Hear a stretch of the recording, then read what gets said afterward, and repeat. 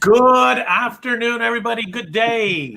Welcome to Dental Voice on the Case with Xyrus. My name is Rolando Mia, and today we have Dr. Andrew Link. Dr. Drew Link is an associate at Dental Link in St. Louis, Missouri. He works with his father over there, and he's also been on the show before, so we're really excited to have him back. What he's going to share with us today, and what he's going to kind of help us understand, is how to overcome what he terms the great wall of cotton roll and how to get really good clinical outcomes. Good afternoon, Dr. Drew. How are you? I'm doing well. The great wall of cotton, I feel like that's one of those things that you get in these like analogies that you always give to patients to like make it understandable for them. And then like it's stuck with you and that's all you can say. But yeah, no, we're overcoming the wall of cotton today.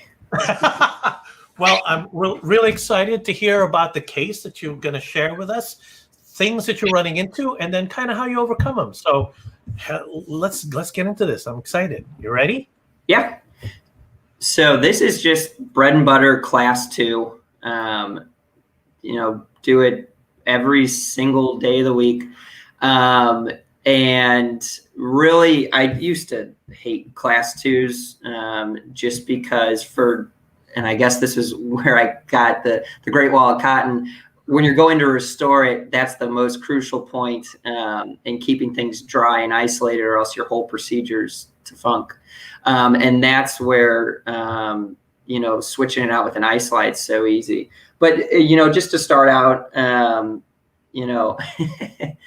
bit of a roller coaster in terms of our filming, so I hope you took your anti-nausea meds beforehand.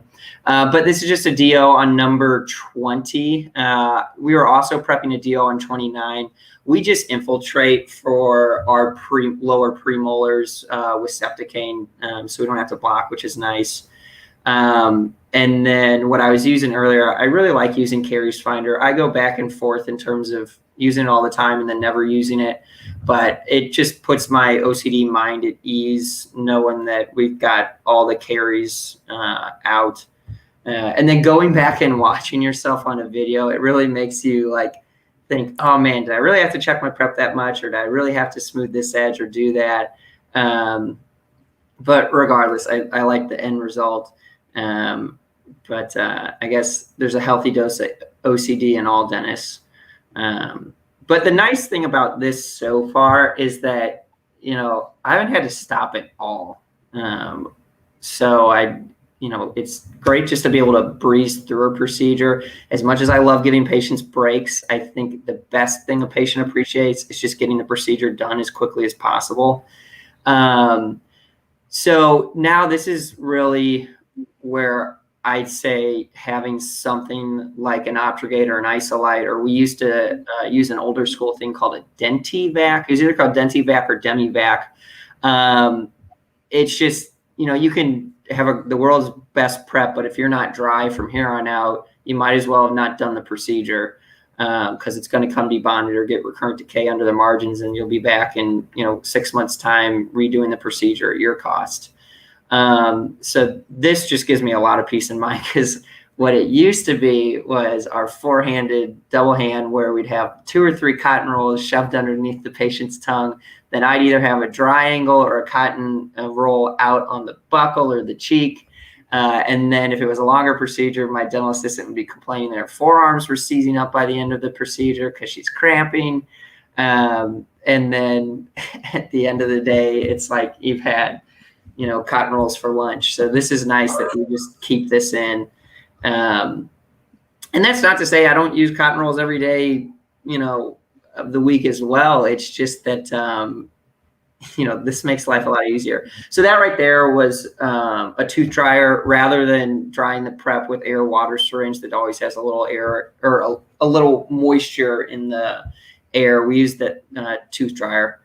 But the matrix system we're using, we recently switched to. It's pretty similar to like a Paladin system or Paladin Plus. I think it's called Wago Tricks by Golden Dent.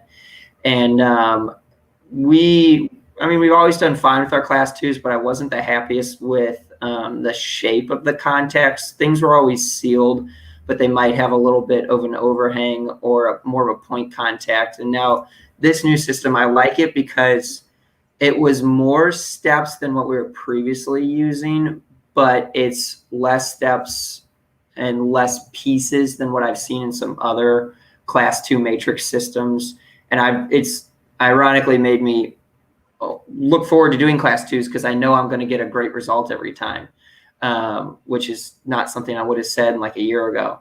Now, that being said, still a learning curve, because what I did right here was I actually, the sectional matrix I used was a little too short for that premolar. And so I bonded over just a teeny bit. So I'd open my contact back up near the top of the marginal ridge. But you don't actually see that part in the video, which I guess I didn't need to out myself. I noticed that during the course of this, someone is handing you, so your assistants are able to kind of just step in, step out, or they're always there with you, right? So, still doing four-handed dentistry, but I would say smarter four-handed dentistry in that, this was an exception because we had an extra assistant in there filming, but the assistant who's side by side with me, she might actually be writing her note during this entire time and just come in when I need things handed to me for placing the wedges in the sectional matrix in the bi-time ring. So that's a great plus. And then, even sometimes if we're running too many over, they can literally step out and come back in, sometimes at the very end. So, it always is the nicest to have four-handed dentistry, but instead of four-handed dentistry focusing on the isolations, four-handed dentistry doing your clinical note, taking care of some of the admin stuff, maybe making sure the ledger or progress notes are correct. So that all saves a lot on the back end. We did a long-term study with Isolite in the office the last year, and I saw, and I think ballpark on average, our procedures time went down by 18% per procedure. But something that just occurred to me that we didn't even time was the overall appointment from walking in to walking out, because there's actually a fair amount of admin time savings if the dental assistant's already written the note and made sure the provider and the progress note and the procedure were correct while you're working. So that's something I also appreciate. Wow. So if you hadn't been using the Isolite and you were using traditional cotton rolls in this case, where would they be? How many would you use, and how often would you be like taking them in, putting them out? What are some of the things that you run into if you only use that form? The patient would be going through a steady diet of cotton rolls throughout this procedure. So it's really when it comes to the restoration. I mean, if we can tug enough on the tongue, if we can keep the tongue away well enough with just mirror handles and whatnot during the prep, you're not going through a lot then. But during the restoration, probably right about before I put that green ring in it, at that point, I probably have 2 to 3 cotton rolls underneath the tongue right there, and a triangle or 1 cotton roll on the buccal of the prep. The tough thing that I really dislike about using cotton rolls with class 2s, and maybe it's just me, is that a lot of times, like that green bi-time ring, for instance, if you've got too many cotton rolls and it's an older ring, now these are disposable, but our old rings were metal and sterilizable, and we would reuse them, so they lose some of their memory. And sometimes the cotton rolls would actually pop my ring off. Like, if it's a really large class 2 that extends a lot towards the buccal and lingual, and you're living on hope and a prayer that your wedge and ring are all going to stay in place, like you don't want to look at it wrong. Sometimes, as crazy as it sounds, just 1 or 2 cotton rolls with a little occlusal pressure from, the cheek pulling it up will pop my ring off, and then you have to re-isolate and start over. And it's the most frustrating thing in the world. Now, these green ones, since they're basically single use, they're pretty darn hard. But even still, I don't like something pushing up occlusally on those rings. And, by and large, if a patient's alive, their cheeks are gonna, bring cotton rolls up towards the occlusal table, whether you're working on the maxilla or the mandible. I mean, that's just the way the cheeks are. They want to, push things towards where you chew food. And I don't know, it just makes me a little more stressed out during the procedure, thinking, okay, any second is my sectional matrix going to pop off? Another also selfish thing I like about being able to do it this way is when you got that bityne ring, I did put a long ligature tie on the sectional matrix so that we're never having it for lunch or dinner. And with the Isolite, I don't have to worry about that because we've got our throat pack built in. And that makes it nice on the dental assistant because then they don't have this giant, confetti string of floss that half the time they're sucking up with their HVE. And half the time they're just pulling floss out of the suction. So when if someone were watching this and class 2s are very common, what are some of if you were to look at the primary duties that you have for your patient, what would be the key things you'd want to explain to them with regard to what to watch out for when dealing with class 2s? To my patients? To other people, to other clinicians. I was going to say, if the patient and I are having an extended conversation about class 2s, they're much more interested in dentistry than your average Joe. And I commend them. I always love it when patients are interested in their care. But what I would say to a clinician is really, especially, it speeds up so much on the prep, being able to have constant isolation in that may not be dependent on a second set of hands. And that's why in our office, we'd always had some iteration of an assistant-less isolation system, such as the DeniVap, which I'd refer to, but they kind of discontinued that, I believe. Just being able to do a prep from start to finish without having to take everything out or put everything back in is a big stress relief. And then I would say, and I maybe I've been harping on it too much, but it's really where doing something like this is worth its weight in gold. It's just being able to do the restorative option stress-free. And, there are times when maybe I use a rubber dam, but I personally think kind of nice on everyone, team, myself, and the patient not to have to resort to one when I can avoid it. So really, to me, the biggest thing is making sure that sectional matrix is below the apical portion of your box and stays sealed and dry throughout the procedure, and nothing's going to dislodge that, because you can think everything's perfect. You look away to grab something, the cheek came in on you, or the tongue pushed something.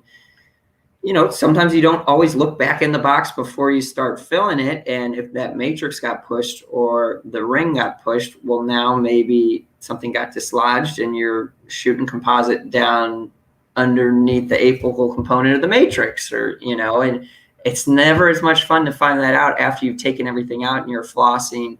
Like I used to take a lot of, it's not a fun time because then you got to redo everything. But I used to take a lot of just post-out bite wings, kind of when I was newer out, just to make sure everything was sealed and closed off. And it's what I would want for my mouth if I had, a green dentist. And then once we switched systems with our matrix system and used this different isolation with the Isolite, it's kind of brought my, not anxiety level down, but my reassurance down a lot, to where, it's very much the exception to the rule where we're taking a post-op x-ray because I'm concerned something isn't sealed or doesn't have a nice contact. So that's nice because, I've just more reassurance for myself that I provided a good service for the patient. That is awesome. That is awesome. If you were to kind of sum this up and kind of say, how has this helped you basically do better dentistry? Oh, just more reassurance. I mean, it's like I was saying, there's less concern in my mind that I'm not getting a good result every time I'm doing a procedure. And that reassurance, just the more comfortable you are, the better dentistry you do going forward. When you change up your systems and you see improved clinical results, well, then you don't have to worry as much, which the more relaxed you are, again, you're doing better work. So I would say it's just makes me more at ease, and took a procedure that I might have dreaded doing every day to something where I actually kind of look forward to it, because I know I'm going to get a great contact. I know I'm going to get a great seal. And to get there, I'm not going to have to, sacrifice a dental assistant's forearms or go through a bucket of cotton rolls. Awesome. Well, first of all, thank you so much for joining us. Thank you for taking the time to explain that to us. Please say hi to Dr. Alan Link, your dad, and the rest of the Dental Link team. It's always a pleasure to see you. Really enjoy working with you, and thank you for joining us. Oh, anytime. Awesome.